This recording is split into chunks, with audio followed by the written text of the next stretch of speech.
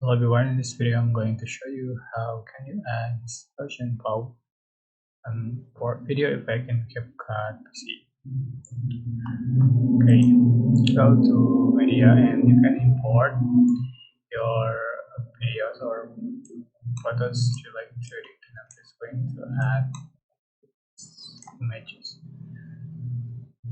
So go to effect and select video effect so you can find dispersion cloud.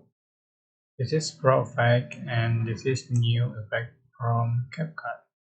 You have to join Pro first to be able to use this effect, so add to the tree.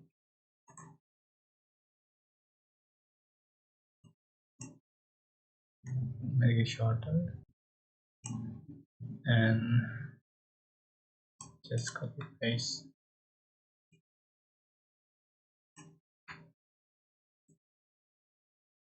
put on top the clip, and you can see for the final result.